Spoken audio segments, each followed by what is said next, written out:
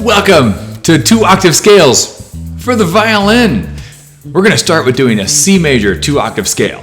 Now the fingering that we've chosen today goes into second position. The reason I like teaching that shift is it keeps us in the same hand position as we might be in first position.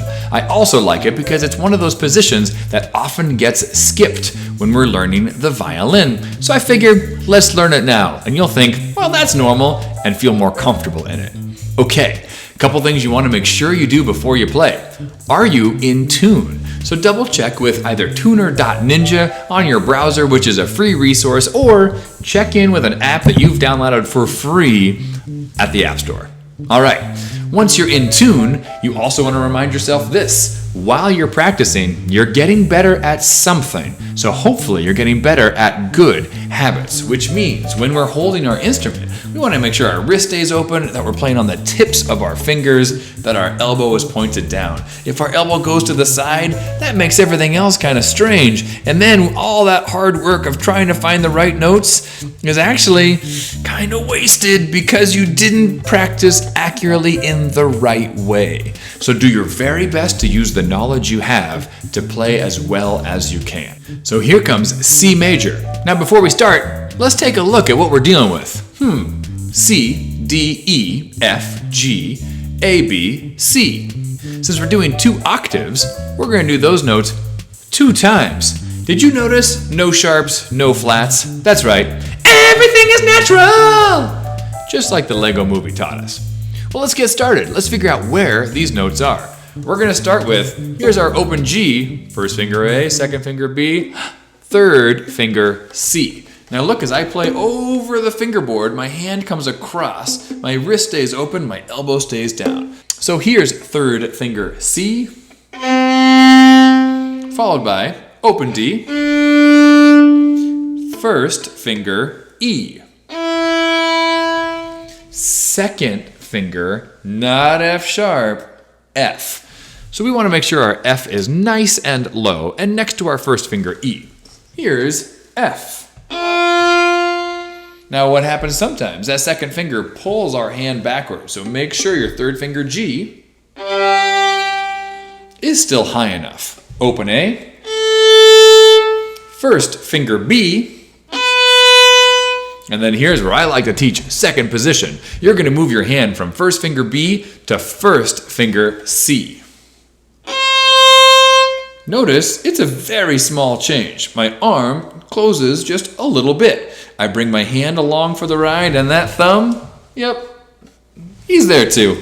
So make sure as you're shifting, it's a smooth motion from B to C.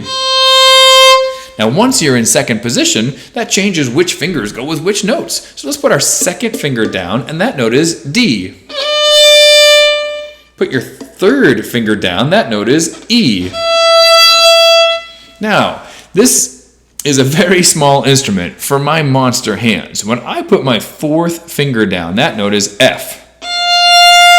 And it is smushed all the way against my third finger E.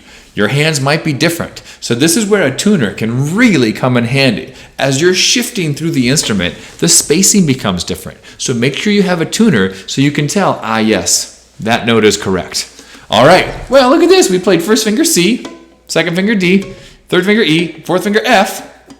We're out of fingers. So let's roll over to the E string, and you're going to play first finger on G.